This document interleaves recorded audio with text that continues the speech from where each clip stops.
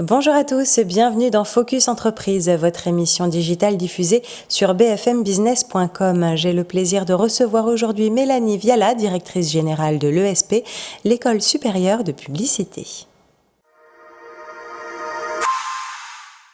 Bonjour Mélanie Viala. Bonjour. Alors vous êtes directrice de l'innovation d'AD Éducation, leader européen dans l'enseignement supérieur des industries culturelles et créatives. Vous êtes également directrice générale du groupe ESP qui comprend l'ESP, l'École supérieure de publicité, et l'ESD, l'École supérieure du digital. Commençons par l'ESP. Est-ce que vous pouvez nous parler de l'école en quelques mots ? Oui, bien sûr. L'ESP, École supérieure de publicité, est la première école de communication en France depuis 1927. On est présent à Paris, à Lyon, Bordeaux, Toulouse, et puis cette année, on a ouvert le campus de Nantes.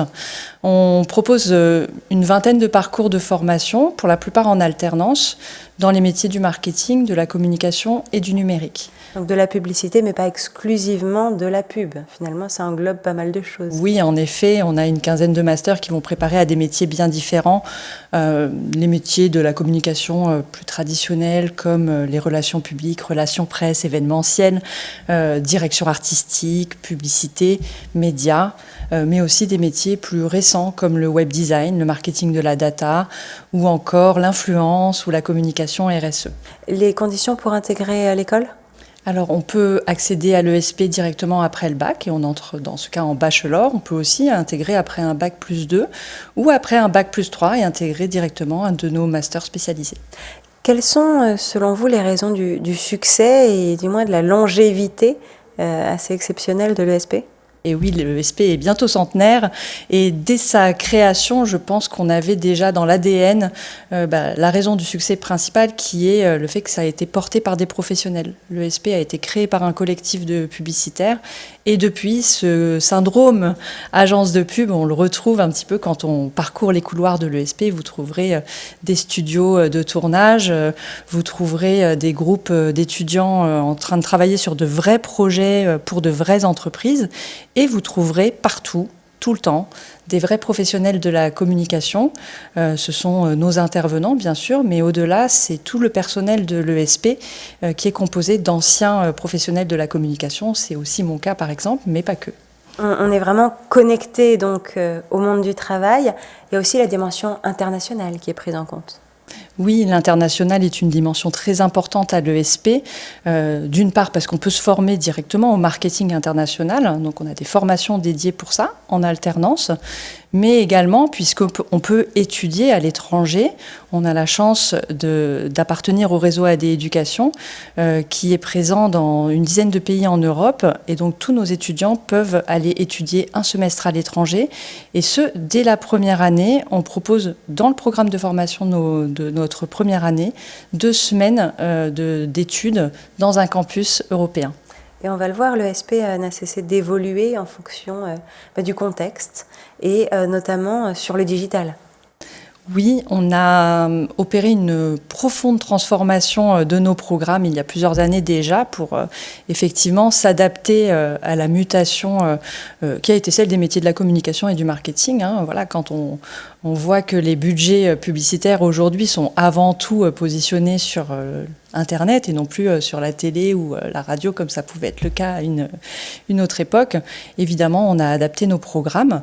On est aidé en cela par tout un écosystème numérique, et notamment nous accueillons à l'ESP et dans nos locaux l'École supérieure du digital. Donc l'ESD qui est la petite sœur quelque part. C'est la petite sœur, et nos étudiants de l'ESP et l'ESD travaillent très régulièrement ensemble, donc ils ont parfois les mêmes intervenants, mais ils travaillent aussi sur des projets en commun, ce qui permet à un étudiant de l'ESP de comprendre et de travailler avec des professionnels de l'UX, de l'UI, de la data, du développement web, et ce qui permet de proposer aujourd'hui aux entreprises des profils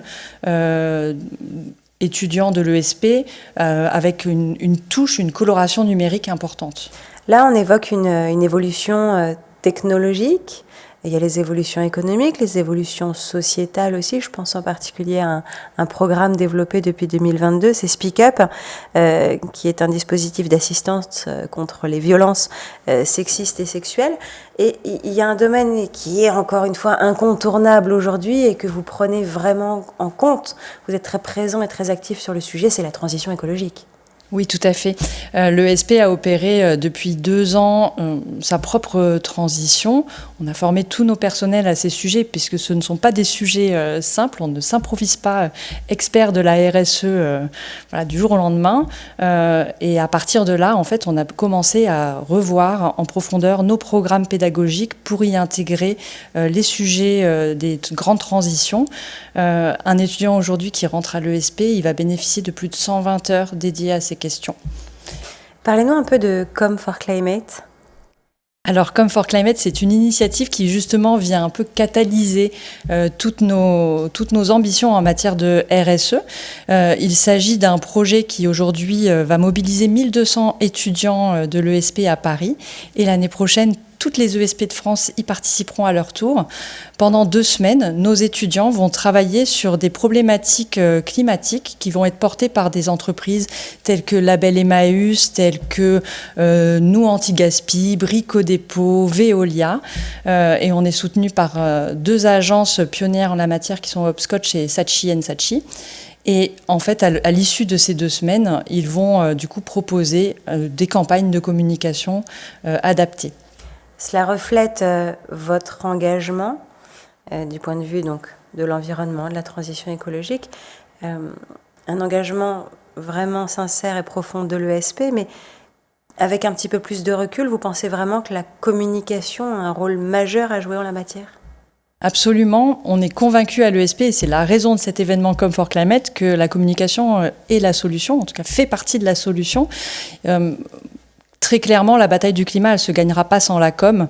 Une bataille du climat, ça va se gagner en faisant bouger les comportements des consommateurs, en emportant l'adhésion de la société. Et ça, en fait, c'est un métier de communicant. C'est du lobbying, c'est des relations presse, ce sont des relations publiques, de l'influence. Et c'est ce à quoi nous formons nos étudiants. Un vrai défi à relever. Merci Mélanie Viala d'être venue nous parler de l'ESP sur le plateau de Focus Entreprise. Merci à vous.